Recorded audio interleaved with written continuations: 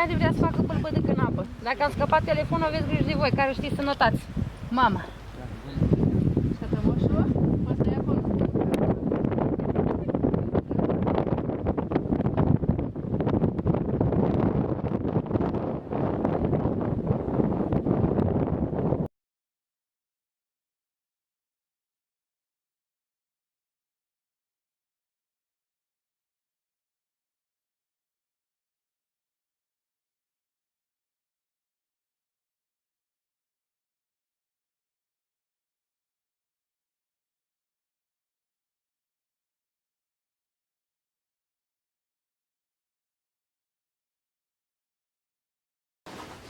Bueno, yo primero quería comentarles que decir lado oscuro femenino es redundante, porque lo femenino pues es oscuro.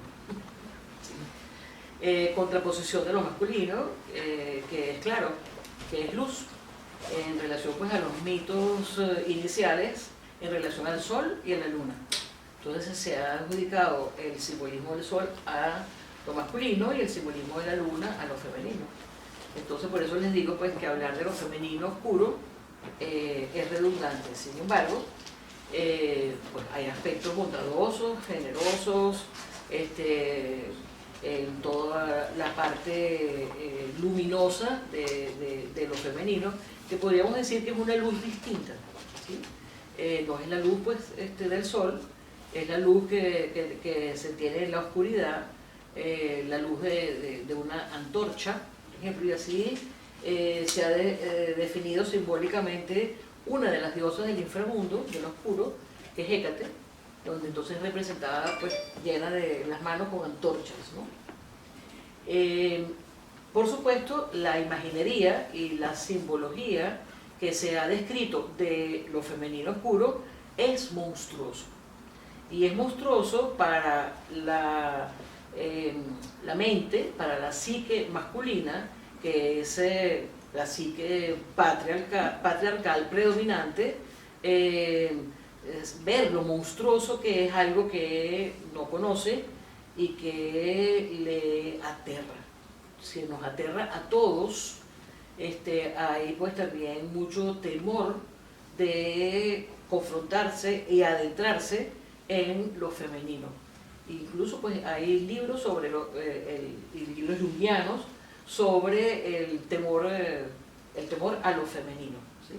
Y el temor a lo femenino por el temor a lo desconocido y lo oscuro. Entonces yo llamé a esta charla, que me gustaría que fuera discusión, o sea que tengamos abierto el espacio para intervenir. Siempre nos nutrimos mucho de lo que cada uno puede aportar también, no solamente esto que yo les puedo dar bibliografías y toda esta cuestión para ampliar el tema, ¿no? Yo lo llamé apareceres, aunque apareceres no está en la Real Academia Española como término ahí, ¿no? Sin embargo lo puse entre comillas, para no tener problemas pues con la Real Academia, ¿no? Apareceres de lo femenino oscuro. Ánima. Ánima es lo femenino. Es un término junguiano que se ha descrito para lo femenino en el hombre, por Jung, y animus sería lo masculino en la mujer. Pero nos vamos a meter con ánima. Entonces, nos acercamos a este tenebroso espacio de lo monstruoso, que por un lado provoca terror, y por otro, y este es otro de los cuentos que con el tema, nos produce una fascinación embriagadora. Lo monstruoso está representado por esas fuerzas preolímpicas que manifiestan lo deforme, lo tenebroso, lo desordenado, desmedido, grotesco, no humano. Por otro lado, el monstruo es el guardián de los tesoros, siempre en la puerta o umbral de los templos y tumbas. Provoca el esfuerzo, el dominio del miedo, el heroísmo.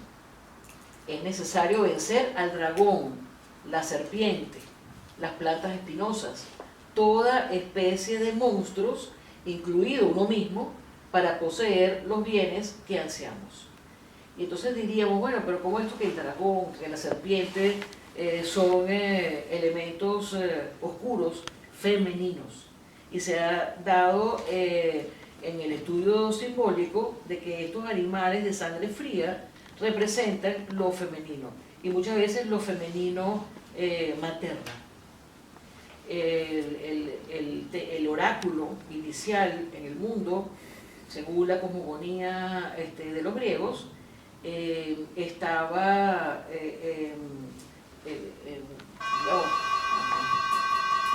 llegó la señora, le faltaba. El guardián de esto era una serpiente muy grande, muy poderosa, que era la serpiente Pitón. O sea, Apolo, cuando va a hacerse cargo del oráculo, mata a esta serpiente Pitón, y entonces de ahí viene incluso la palabra pitonisa. La sacerdotisa en el templo oracular de Apolo es la pitonisa. Como guardián del tesoro, es señal de lo sagrado, y es solo por un acto heroico que tenemos acceso a lo oscuro y al potencial para un proceso de adquirir e integrar nuevos tesoros a la conciencia. El monstruo pertenece también a la simbólica de los ritos de pasaje. Devora lo viejo para permitir que nazca lo nuevo. El mundo que guarda y al cual nos introduce no es el mundo exterior de los tesoros fabulosos, sino el mundo interior al que no se accede más que por una transformación interior. Nos enfrentamos a ese nuestro león, trabajo con el poder, el dominio, la impetuosidad, la fuerza instintiva, la inflación, y con nuestra cabra, instintos, sexo y agresión, lo indómito de nosotros, lo salvaje, la astucia bestial, lo burdo y sin límites, y la serpiente, lo oscuro, lo raro, venenoso, incomprensible, misterioso, escupe muerte y vida, es enigmática y secreta. Con el surgir del mito heroico se ha reprimido y eclipsado la Gran Madre y sus vástagos, uno de ellos Tifón y sus hijos, pero la Gran Madre está aún muy viva en las fungosas profundidades de nuestro inconsciente. Esto lo voy a repetir porque se nos había ido Ricardo, ¿sí? Y me parece que es interesante porque son tres animales con su simbología importantes dentro del tema. Nos enfrentamos a ese nuestro león, trabajo con el poder, el dominio. Voy yo. Sí.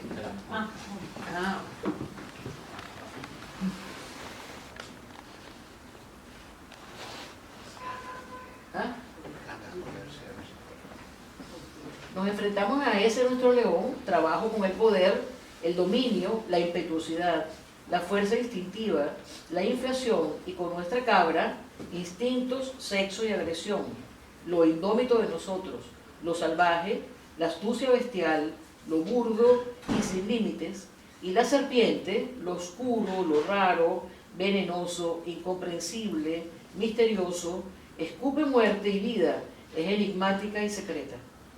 Con el surgir del mito heroico se ha reprimido y eclipsado la Gran Madre y sus vástagos, uno de ellos Tifón y sus hijos, pero la Gran Madre está aún muy viva en las fungosas profundidades de nuestro inconsciente. Paul Diel nos dice: Belerofonte debe combatir a ese monstruo terrible, la quimera. Ninguna otra imagen podría expresar el peligro quimérico de la exaltación imaginativa, es decir, lo que los griegos llamaron ibris o ubris. El enemigo quimérico nos está acechando siempre, ya que todo hombre lleva secretamente en sí mismo la tentación de la exaltación imaginativa, la quimera. La posibilidad de que nosotros los mortales entremos en ibris, en inflación, es altísima. Es casi como decir, la inflación es el uso habitual de nuestras manifestaciones psíquicas. y esto es realmente muy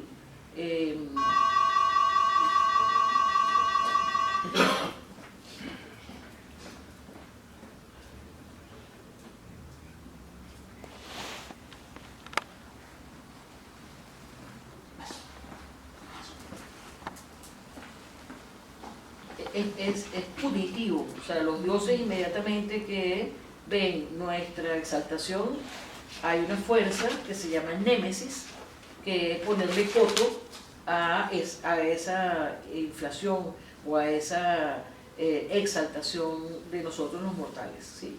Es como decir, este no es el espacio donde tú debes estar, pues, ¿no? Este es el espacio divino que no te corresponde, ¿sí? O sea, es como una manera de ubicarnos en el espacio mortal, ¿no? Entonces, quimera. La quimera es un animal fabuloso, monstruo híbrido con cabeza de león, cuerpo de cabra y cola de serpiente o dragón, o con 3 cabezas, una de león delante, otra de quimera, es decir, de cabra, en el centro del lomo, y la otra de dragón en la cola. Despide llamas por la boca, vivía en cuevas rocosas y asolaba las tierras de Licia, diezmando los rebaños.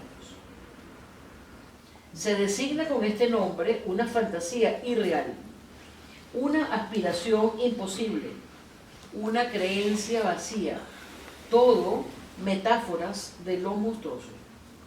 Como híbrido en el campo artístico, quimera es cualquier tema en el que varias figuras de seres diferentes están reunidas en un solo cuerpo. En el campo biológico se denominan así los resultados teratológicos basados en la hibridación entre especies diferentes. Hesíodo, en su Teogonía, la describe así: la hidra parió la terrible, enorme, ágil y violenta quimera, que exhala indómito fuego. Resoplaba una terrible y ardiente llama de fuego. Volando sobre Pegaso, Belerofonte la mató. Chevalier nos dice: la quimera es símbolo complejo de creaciones imaginarias salidas de las profundidades de lo inconsciente y representan los deseos que la frustración exaspera y transforma en fuente de dolores. Seduce y pierde a quien a ella se abandona. No se la puede combatir de frente, es preciso perseguirla con ardor hasta sus guaridas más profundas y sorprenderla. Algunos han visto en ella la imagen de torrentes, caprichosos como cabras, devastadores como leones, sinuosos como serpientes, que no se detienen con diques y que es preciso desecar con astucia, agotando las fuentes o desviando su curso. ¿Hay alguna pregunta sobre esta señora? Bueno, vamos a entrar en Ibris, que es lo que trae, digamos, la quimera, y que me parece importante lo aplicable en nuestra psique, pues, ¿no? Porque podemos hablar de Ibris y después olvidarnos también de ella muy fácilmente, como le decía, como uso habitual de nuestra comunicación, ¿verdad? Pero me parece importantísimo entrarle un poco más profundamente a Ibris.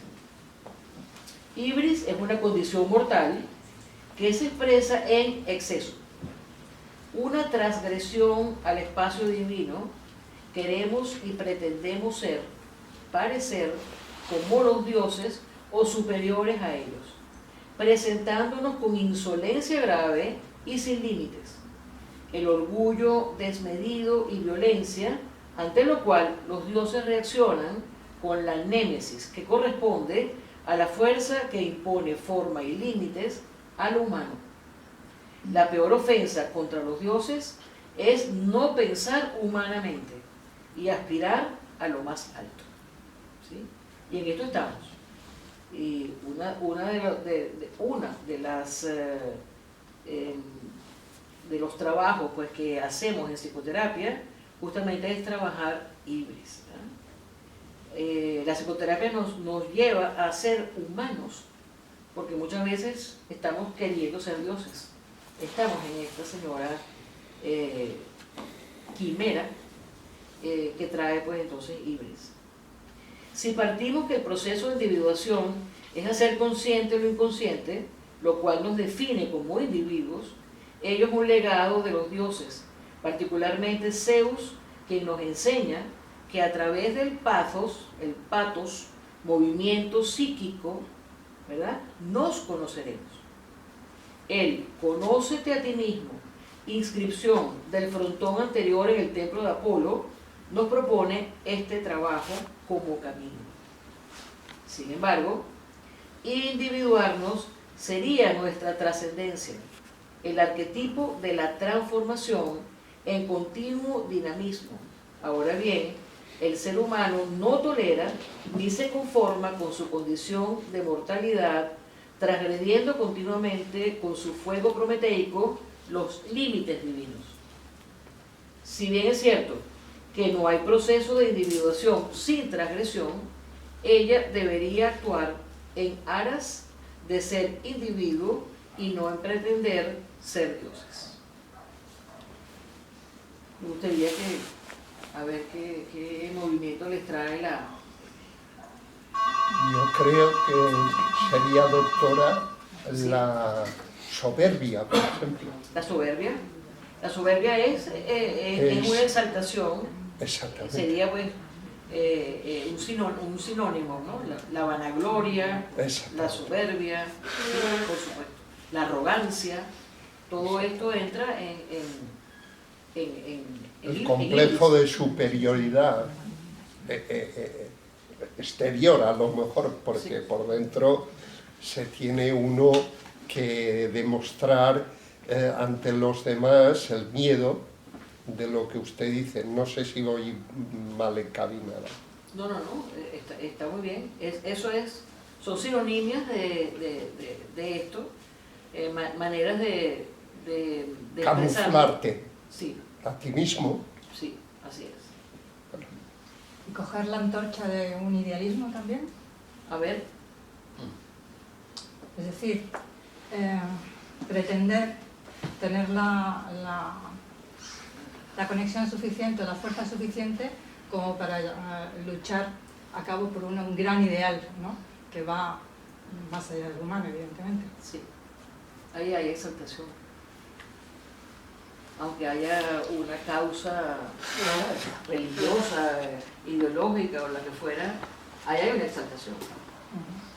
O sea, estás en un espacio que no es humano, ¿sí?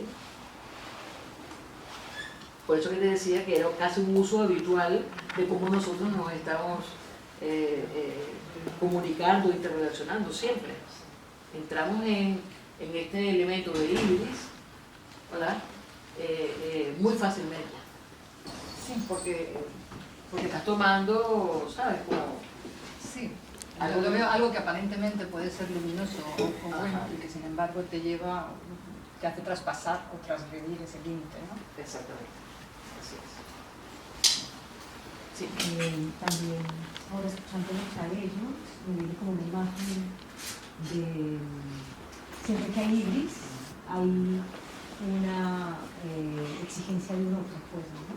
Siempre hay como un colectivo afuera, ¿no? No es algo de, bueno, quiero decir, no es el inicio, no es un diálogo más interior, sino como una respuesta a una exigencia colectiva. Es una respuesta a una exigencia individual que lo expresas colectivamente. O sea, no te quedas nada más con que estás compensando un elemento tuyo, por ejemplo, sino que además lo quieres mostrar.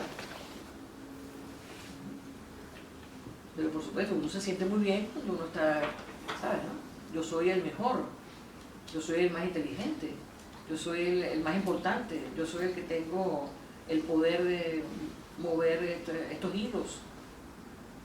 No sé si es importante o no como el énfasis de entender dónde es el estímulo para que haya, porque igual no hay una división entre individuo y colectivo, ¿no? Sino que eso lo hace uno como para enfocarse dónde estás más, en lo individual o en lo introvertido, o si estás más hacia afuera y en lo extrovertido, ¿no? Entonces, cuando hablo de que sea de fuera, es como si no hay algo afuera que me lo estimule, esto no me siento inferior o no me siento, no tengo que demostrar, ¿no? Es como, pero podría ser estímulos internos. vale. O sea, tú puedes entrar en narcisismo, es un estímulo interno, y eso te lleva pues a ser la más bella, la más inteligente, por ejemplo, ¿no? Vale, vale. ¿Sí? No, O habla no de solamente. de la trampa, creo que está hablando de la trampa, de la que te somete también a veces lo femenino oscuro, con sus expectativas a veces maternas, o los vástagos, ¿no? De que no les basta nada de lo que hacen los hijos, ¿no? Tendrían que ir más allá, más allá. Hay expectativas también de fuera de que uno entre en Ibris, parecería, ¿no? Y por tanto hay una recepción también colectiva cuando alguien se endiosa, parecería que hay como un eco también de expectativas de todo un pueblo que parece estar esperando que ese tonto se endiose, ¿no? Sí. Pero que hay una expectativa también, esa Ibris es interna y también parece tener algo colectivo que la está augurando o precipitando, ¿no? Parecería, digo. Sí, sí, yo creo que esa parte está y se mueve, digamos, el vector hacia afuera, pero también creo que hay un vector interno que se mueve en aras de tener luego ese reconocimiento, ¿no? Claro. ¿Sí? ¿Cómo lo- Bien. Ok. Otra de estas expresiones de lo femenino oscuro es la esfinge. En relación a su genealogía, su madre, Equidna, era un ser híbrido, doncella hermosa, tenía pues, ¿no? una serpiente espantosa que salía de su cintura, con pecho, patas, zarpas y cola de león, cubierta de plumas de ave y por lo general alada. Ese ser doble corresponde a la imagen de la madre. Arriba, la mitad humana, amable, atractiva, y abajo, la mitad terrible, bestial, transformada en espantoso animal por la prohibición del incesto. Ya la esfinge tiene en su origen el elemento incestuoso. Y esto es importante porque luego vamos a ver en el mito de Edipo que tiene que, digamos, pasar unas preguntas, toda una conexión con la esfinge que vamos a ver ahora, ¿no? Pero ya ver que dentro del mito incestuoso de Edipo también se encuentra, hay una también analogía con la esfinge que tiene también lo de la prohibición del incesto. Con otro perro monstruoso, exaltado, se procreó a la esfinge. El enigma de la esfinge era ella misma, esto es, la imagen de la madre terrible que no atemorizó a Edipo. Tiene una personificación de lo masculino, de la personalidad femenina, es decir, tiene un animus, esa parte masculina, ¿sí?, de las preguntas, o sea, la parte de lo racional, del logos que tiene la esfinge cuando hace las preguntas a Edipo, ¿no? Es un daimon de pesadilla que forma parte de la nutrida familia de vampiresas griegas, entre las que se encuentran las erinias, defensoras de la causa materna, y las sirenas, seductoras mortales. La esfinge atrae a los caminantes con su canto y los hechiza con sus palabras enigmáticas. El enigma famoso que plantea Edipo alude a la compleja realidad del ser humano. El "conócete a ti mismo", la respuesta es reconoce que eres hombre, reconoce que eres humano. Edipo no soportó el misterio. Su deseo de saber era solo deseo de poder. No pudo acercarse al verdadero fundamento de la ley, encontrar allí el misterio y entregarlo a los humanos. No soportó la feminización que le significa albergar la esfinge, guiarse por las imágenes que provienen del alma y que han sido el asunto esencial de todas esas pitonisas y nigromantes que podían ver la llegada del futuro. Esto es también interesante porque cuando uno hace un trabajo sobre Edipo desde la psicología analítica, la psicología junguiana, que tiene pues otros elementos distintos al trabajo que hizo Freud sobre el mismo tema, Edipo hace un trabajo materno con lo femenino conectado con esa esfinge.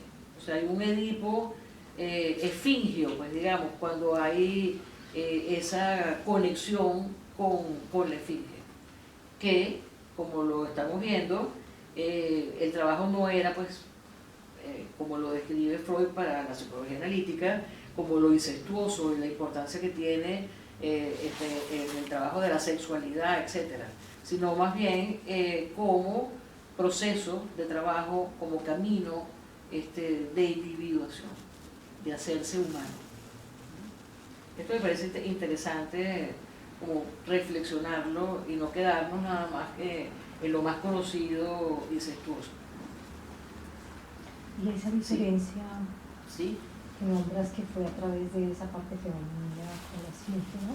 Sí. De su relación con su madre, o sea, Sí. de lo materno, Sí, que hablas que Freud se queda en lo sexual, o sea, como literalizando el tema de la mujer, un poco, sí, y lo de psicología analítica, el hecho de ser una con esto que tú dices, ¿no? De ir a esa profundidad necesaria, todo humano, hombre o mujer, para confrontar esas imágenes monstruosas, ¿no? Y bueno, imagino que ya más adelante nos dirás un poco esto que decías al inicio de ir en su búsqueda y cómo secar, ¿no? Porque no es de frente que se puede dejar acompañar de una imagen femenina como la esfinge, ¿no? sí. Es esto, no quería saber un poquito más esa diferenciación, ¿sí? Para poder entender esa parte más de la imagen, creo yo que es de la psicología analítica, más que la literalización Sí. de lo freudiano, ¿no? Claro, Edipo viene de una madre incestuosa que lo abandona, ¿sí? Lo castra. Luego entonces tiene una madre bondadosa, creativa, generosa, que es quien lo cría. O sea, él está o tiene imágenes de ambos elementos maternos. Cuando se consigue con la esfinge, ¿verdad? Él entonces puede reconocer inconscientemente los elementos de lo femenino oscuro, que es la madre abandonante, ¿sí? O sea, como que Edipo se puede conectar con la esfinge en el aspecto materno, bueno, devorador, castrador, abandonador, para hacer un trabajo sobre lo materno. ¿Sí? ¿Te parece? Claro, en el caso de Edipo, que narra también otros casos, ¿no? A través del suyo, hay un aspecto que has mencionado en no enfrentarse a esa experiencia primordial con el aspecto del oscuro materno, y el tema es muy interesante porque en la clínica te encuentras muchísimas veces en esta situación personas como Edipo que no pueden saber lo que saben, es decir, saben algo pero no saben de dónde vienen, necesitan, ven lo femenino oscuro, pero no se puede acordar Edipo de haber sido expuesto en el monte Citerón en una locura de Yocasta y su marido, sobre la base de una premonición de que haría el desastre y se acostaría con su madre y que le mataría al padre, entonces van y les ponen, que significa, le meten el hierro candente en los tobillos y lo tiran directamente del monte para matarlo. Él no tiene una experiencia reconocible de esto, lo sabe, pero no lo sabe. Si él lo hubiera podido saber, hubiera podido tener una oportunidad de contacto con lo femenino oscuro. Y esto pasa a más de un paciente con delirios, con temas clínicos muy duros, que nos encontramos, que no encontramos la secuencia de los hechos que marcaron una experiencia que sabe el paciente, pero no la puede narrar porque carece de toda la historia, ¿no? Y yo considero que es un tema clínicamente súper interesante. Así es. ¿Qué más hay por ahí?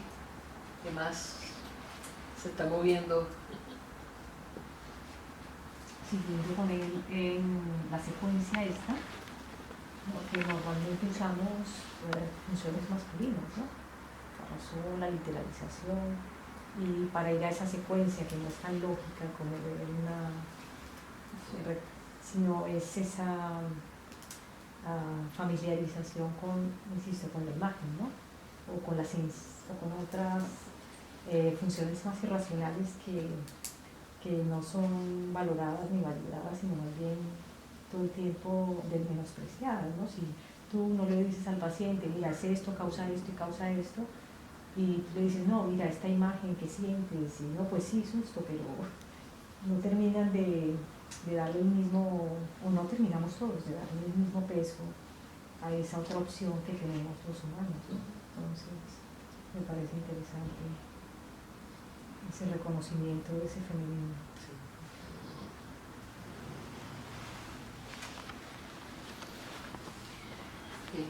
Otras son las erinias o furias.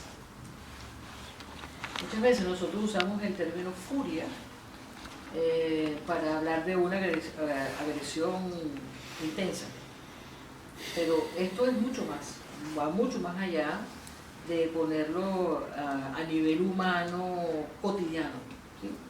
Es que dejé a mi mamá furiosa esta mañana cuando salí de casa porque peleamos por el queso. O sea, ahí no podemos hablar de furia, no es de tal magnitud como nos van a enseñar las furias de dónde proceden, ¿no? Son divinidades de la venganza. Tienen como función infiltrar en el alma terribles castigos a la conducta transgresora.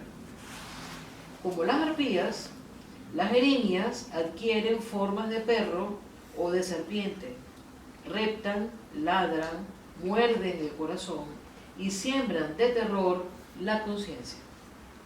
Aparecen como instrumento de la venganza divina ante las fallas humanas. Significa perseguir. Su nacimiento ocurre cuando son mutiladas y cercenadas las partes pudendas del dios Urano, el cielo.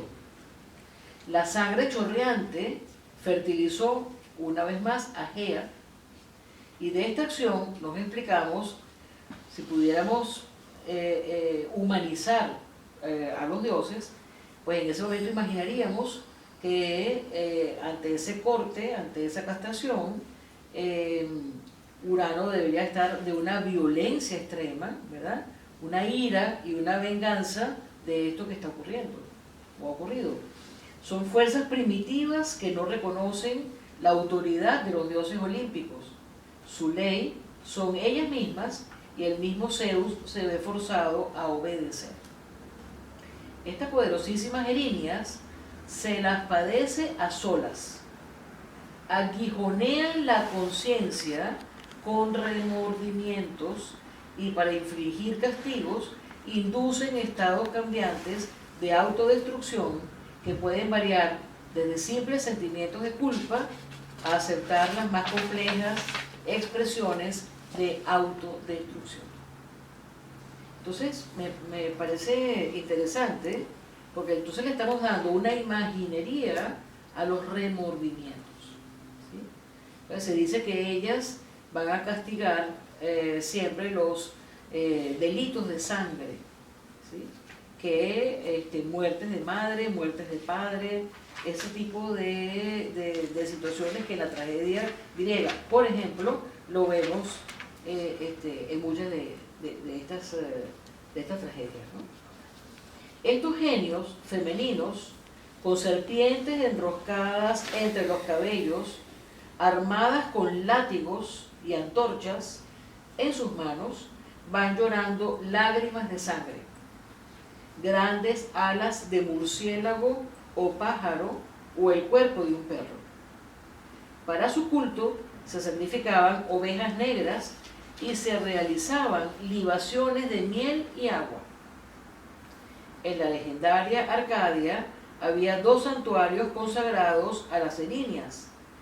Uno se llamaba Manial, que significa las que vuelven loco, y en el otro santuario su culto se asocia al de las Cárites, en donde se transforman de erinias a euménides, suavizando el temperamento de ellas, de las erinias, dando una posibilidad para la transformación.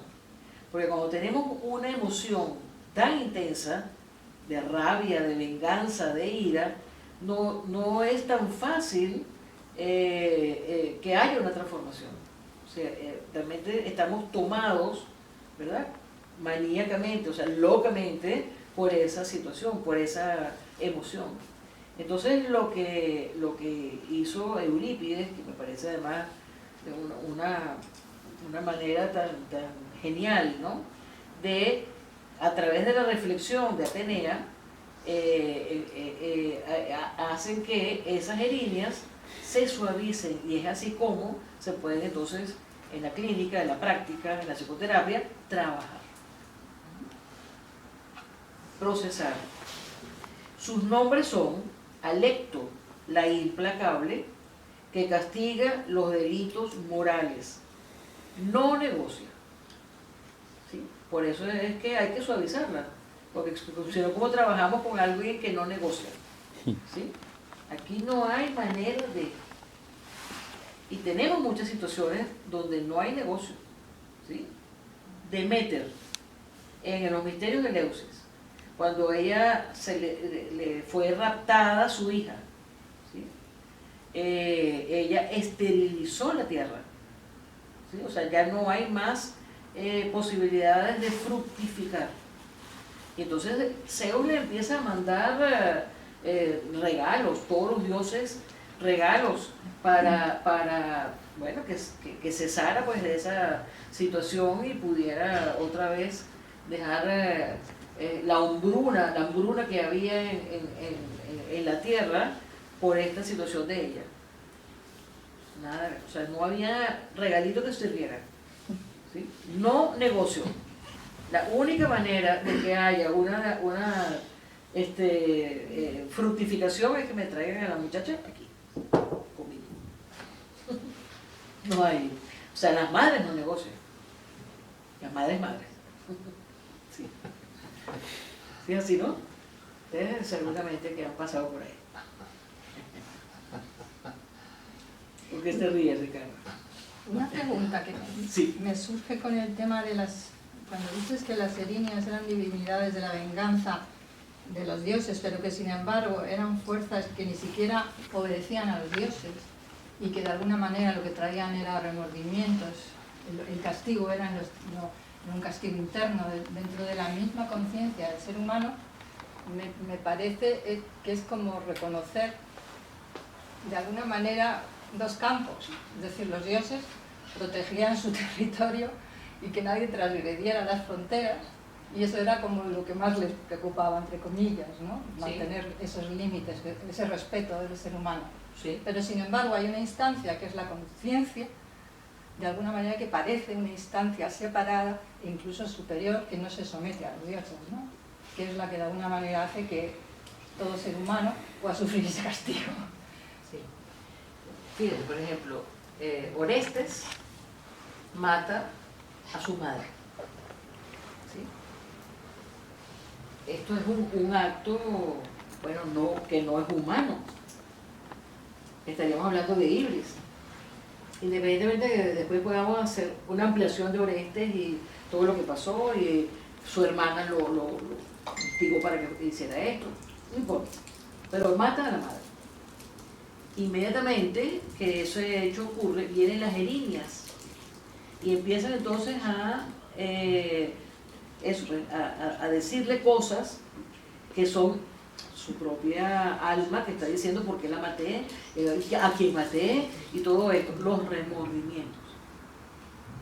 Hay una pintura donde vemos a un Orestes, al lado de él una cantidad de féminas y él tapándose las orejas. O sea, no puedo oírme más, oírlas más. ¿Sí? Entonces, es él mismo, es su propia línea o sus propias líneas lo que lo están, bueno, en este caso pues cercando, y él está pudiendo hacer conciencia que no la hace, porque entonces Orestes se vuelve loco. Loco.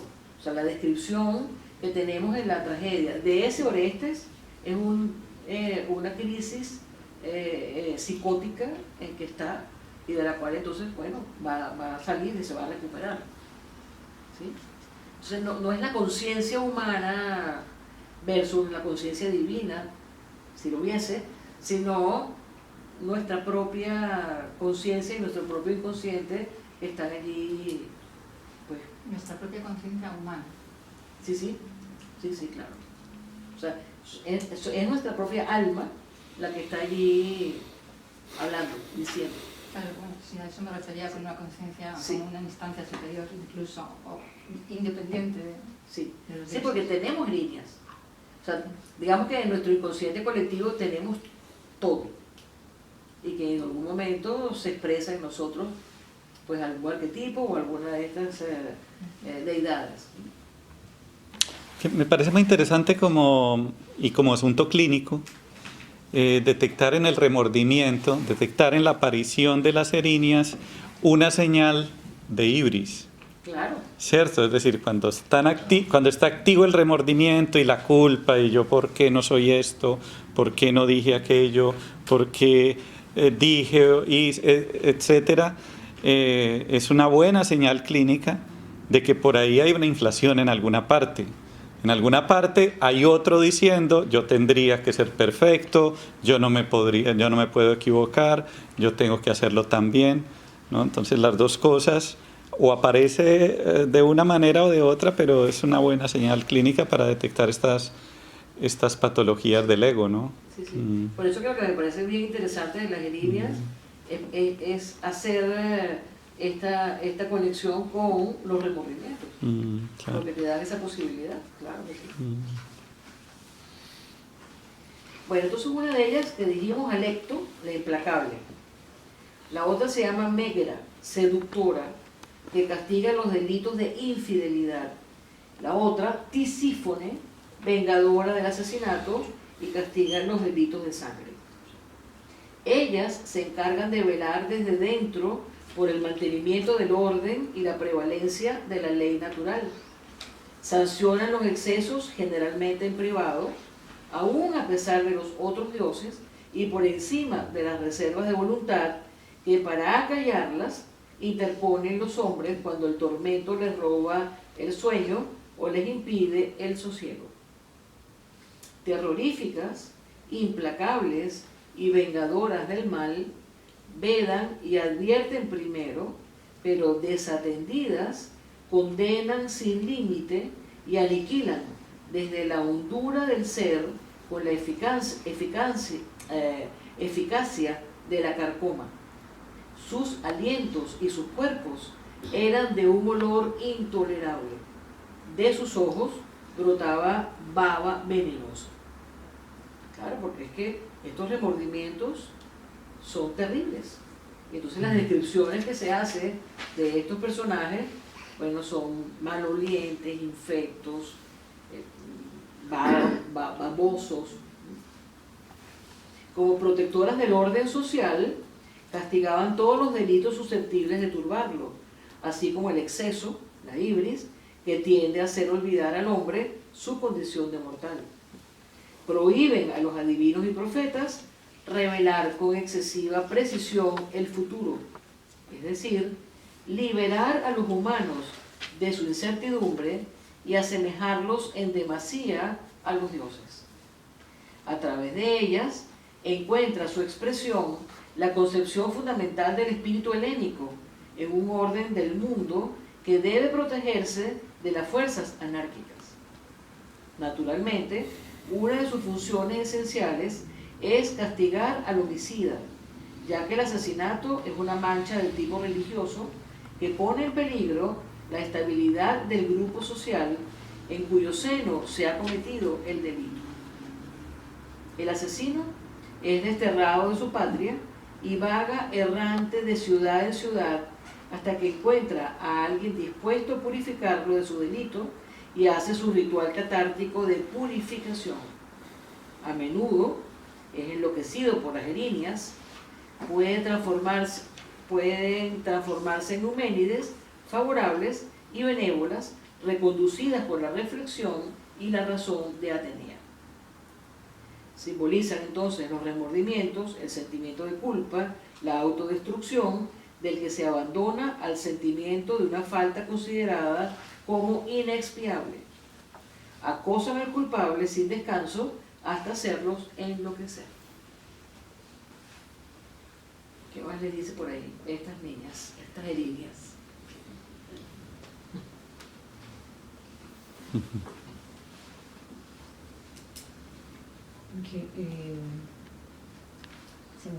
Que hay entonces las personas que no tienen esa capacidad de reflexión.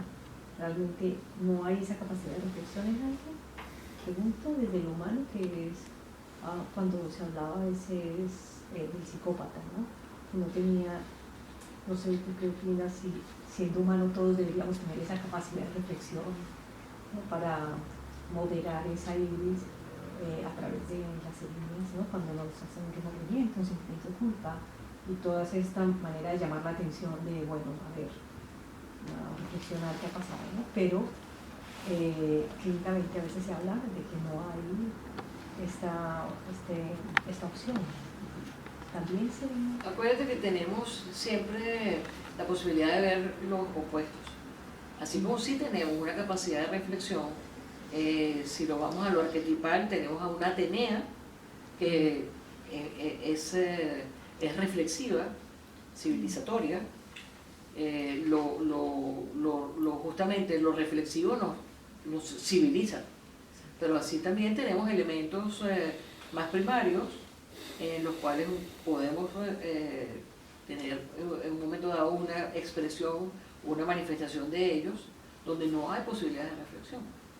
Sí, uno es la psicopatía y otro es cuando somos poseídos, ¿verdad?, por pasiones. Ahí no hay reflexión, pasiones todas.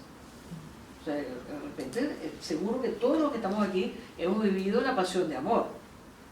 Y hay momentos donde la pasión de amor no tenemos reflexión, ¿sí? Y si no lo han vivido, yo deseo que lo vivan, ¿no?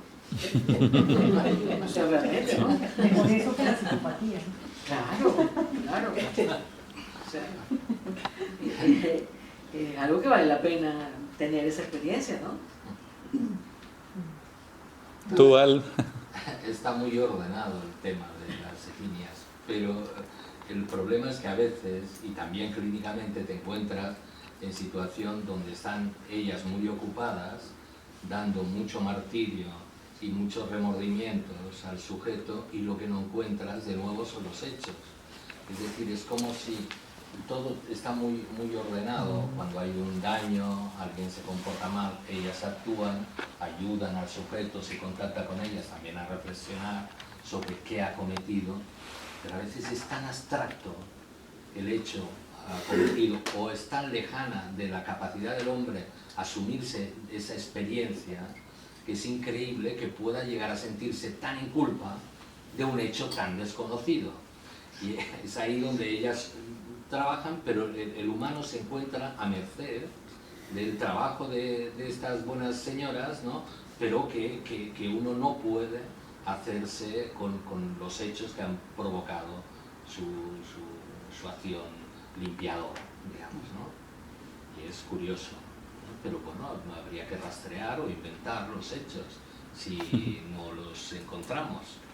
Habrá que ver, algún motivo habrá conducido a que ellas se muevan. Sin duda. El hecho que nosotros estemos poseídos por y no tenemos conciencia de él, Exacto. no implica que ellas no vayan a actuar. Exacto. Porque en ese momento en donde no teníamos conciencia, hicimos algo, una transgresión terrible, ¿no? Por lo cual ellas responden. Así es.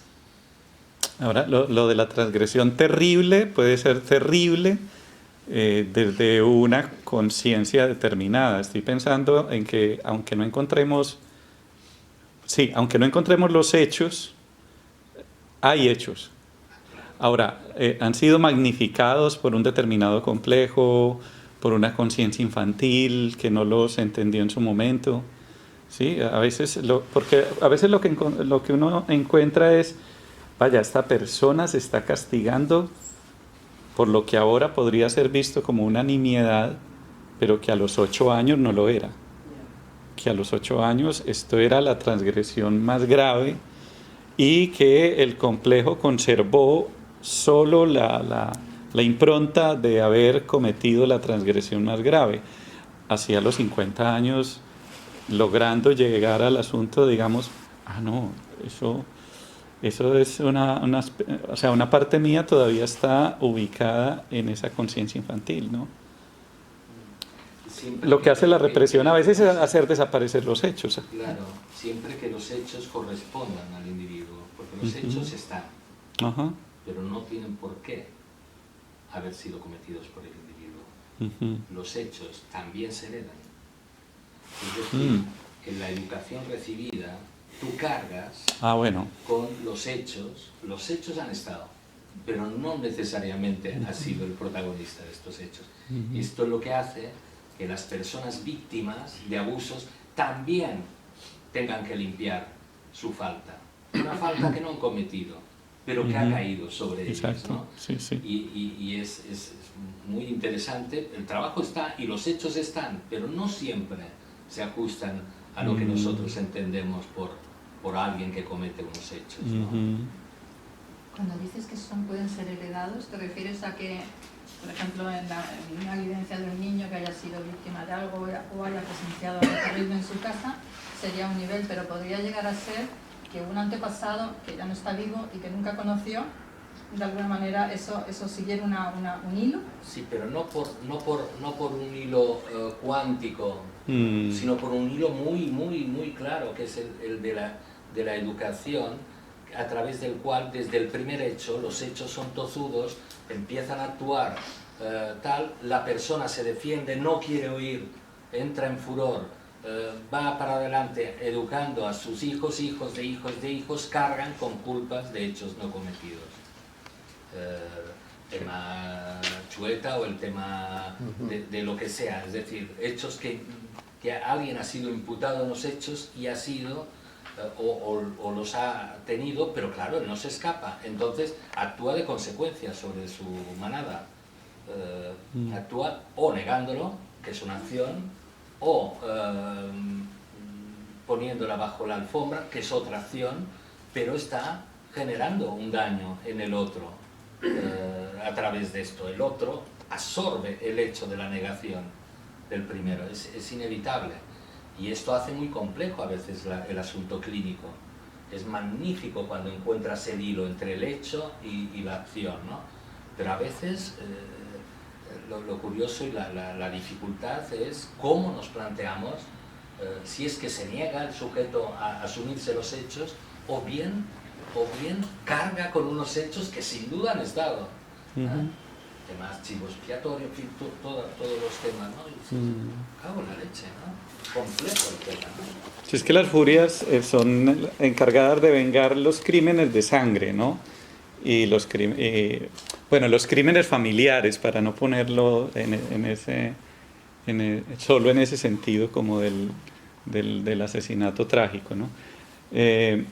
Entonces sí, sí que hay transmisión de generaciones y muy importante la aclaración de que no es un asunto mágico, sino de que hay incluso unas formas muy sutiles de transmitirlo, ¿no? Una forma en que la madre o el padre hablan de cierto asunto por alusión, o de lo que no se habla, o el tono, cómo cambia el tono de la voz cuando llegan ciertos temas. Sí, esto es tremendo, ¿no? Bueno, yo llego a utilizar el término complejo familiar, ¿no? También. Como los secretos de familia, que de los que nunca se ha hablado y sí, tienen sí. un peso terrible, ¿no? Sí. Siguiendo como la misma línea, cuando hablaste de martirio, en algún momento, ¿no? Después sentimientos de culpa, Mónica, remordimiento. ¿podrías hablar un poquito más alto? Vale. Que cuando hablaste en algún momento de martirio, de sentimientos de culpa o remordimiento, me es muy cercano a toda esta sensación que se puede tener cuando también nombras este no equivocarse, ¿no? Que nos acerca como a los dioses, ¿no? Esta exigencia tan fácil como el niño bueno o la niña buena, ¿no? Que tienes que tener una exigencia siempre muy alta, ¿no? Entonces, cuando no lo haces, aparecen esos remordimientos, ¿no? Que pareciesen ser algo, eso, angustioso, o paradójicamente algo como de que pesar como está padeciendo, pero realmente es que estamos en una ibris, ¿no? De pensar, pero lo que decías, heredada también por una tradición religiosa muchas veces, de que debe ser de esta manera o moralmente de esta manera, y todo el mundo estamos pensando que esa es la manera, y cómo nos llenamos de remordimientos, de culpas, y esto es el pan de cada día en cuanto a lo que te llega de pronto en la consulta, ¿no? Y no es más sino de una manera de actuar en el mundo con ibris y ibris y ibris, pensando que realmente la niña buena o el niño bueno, ¿no? Como estas que están avisando, ¿no? ¿Qué es lo opuesto de ibris? ¿Qué es? ¿Qué es lo opuesto a ibris? Bueno, si nos vamos al léxico religioso, sería humildad. Pero entonces, Pero no existe un opuesto en el mito griego, por ejemplo. Bueno, porque ibris no es una divinidad, es un concepto. Ya. ¿Sí? No podríamos decir que los dioses están en ibris. Los dioses son así. Ya. Nosotros los vemos en ibris. Pero no hablamos de un opuesto en ibris desde los griegos, ¿no? Las arpías. Bueno, porque se ha contextualizado pues, en el argot coloquial, las arpías. Vamos a ver cómo son ellas, ¿no? La arpía significa que vuela y saquea. Saquea. Son genios malignos, monstruosos, valados con cuerpo de pájaro y cabeza de mujer. Alados, perdón. Hermosas mujeres aladas, de garras agudas, olor infecto, que atormentan a las almas y las molestan con incesantes maldades. Defecaban en las comidas, corrompiéndolas. A ver, ¿por qué te ríes? Una imagen. Una imagen. Claro, vamos a ver qué hacemos clínicamente con esto. Porque yo no lo he conseguido, yo me atreví a decir algo de esto, pero no he conseguido que más que estas definiciones, ¿no? En tradiciones posteriores fueron transformadas en genios maléficos, con cuerpo de ave de rapiña, horrendo rostro de mujer, orejas de oso y afiladas garras que llevaban consigo tempestades, pestes e infortunio.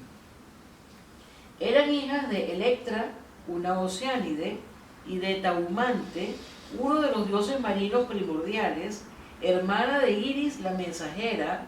Su nombre significa rapaces, ladrones en el sentido de rapto, se las confunde con sirenas pájaros. Al igual que en el caso de las sirenas, la mayoría de las veces aparecen en número de 3. Aelo, borrasca, Ocípete, vuela rauda, y Seleno, obscura. Son las proveedoras del infierno, de las muertes repentinas, que vienen a raptar a los mortales para devorar el alma. O sea, ellas están presentes en ese momento de la agonía y de la muerte repentina. En esa hambre y avidez desenfrenada, ese ensuciar la comida con sus excrementos, lo que asocio con el chisme. A ver qué te parece. ¿Ah? ¿Por qué lo asocio con el chisme? Esto es totalmente mío porque eso no lo consigo. Pero el término chisme acá lo entienden. Sí, la mayoría. Cotilleo. Es cotilleo. El cotilleo. Ok. Que hablan gratuitamente y juzgan a una tercera persona sin poderse defender, además, y tiran envenenamiento. Este envenenamiento, ¿no? Lo entiendo. Que ocurre ahí, eso tiene toda una base, que es la que se me ocurre con toda esta descripción, ¿no? Porque, ¿qué pasa? Yo voy a hablar sobre Ricardo, y entonces le digo a Pili, no, Sol. Le digo a Sol algo sobre Ricardo, que ya está de alguna manera matizado, impregnado de elementos míos de mi sombra. ¿Qué es mi sombra? Son una cantidad de contenidos que son intolerables, ¿sí? Que es tóxico. Entonces, ¿qué ocurre? Cuando esta señora lo oye, yo también le estoy tocando a ella su sombra, sus elementos que ella adereza la comida tóxica, ya viene en puro tox, no detox, ¿sí? Por eso me parece, yo insisto en esto, ¿no? Por supuesto, esto está lleno de pasiones oscuras, de tormentos obsesivos que hacen surgir el deseo, como los remordimientos que siguen a la satisfacción, pero que son provocaciones de la maldad. Después vamos a ver una imagen que me pareció excelente, porque son 3 mujeres, de las cuales de cada una sale una cabeza de culebra, o sea, justamente por la boca. Entonces, bueno, se ha descrito al hombre como la víctima desamparada, ¿okay? Que puede ser depredado, y fácilmente depredado. ¿Por qué fácilmente depredado? Que lo vamos a ver en varias de estas señoras del oscuro. Porque lo masculino, el hombre, tiene muchas veces un ánima, o sea, lo femenino, primordial, poco desarrollado, más en sociedades patriarcales, más en elementos donde se le ha dado mayor valoración a lo racional, el logos y, por supuesto, una descalificación muchas veces a estos otros elementos de lo femenino. Entonces, por supuesto, en este desconocimiento, pues fácilmente expresa fácil de lo femenino puro. ¿Sí? Hay unas pinturas muy buenas de todas estas elementales de los elementos de la naturaleza, ¿no? Agua, tierra, fuego, etc. Entonces vemos a un hombre que se está viendo en el espejo de un río, no Narciso, Los faunos, en el espejo del río de los faunos. Exactamente. Entonces hay una cantidad de personoides allí que vemos en Islas, por ejemplo, que él se ve allí y viene entonces una hada de estas bellas, siempre somos bellas, ¿okay? Las mujeres, ¿no? Lo femenino es bello, y viene y entonces él se queda todo anonadado ante esa belleza y ella lo agarra por el cuello y lo atrae hacia su mundo oscuro y pues, por supuesto ahí muere, porque no tiene cómo moverse en el mundo oscuro que no conoce. ¿Sí? Entonces sí, me parece que hay, bueno, importancia pues, en estas arpías. Esta mujer,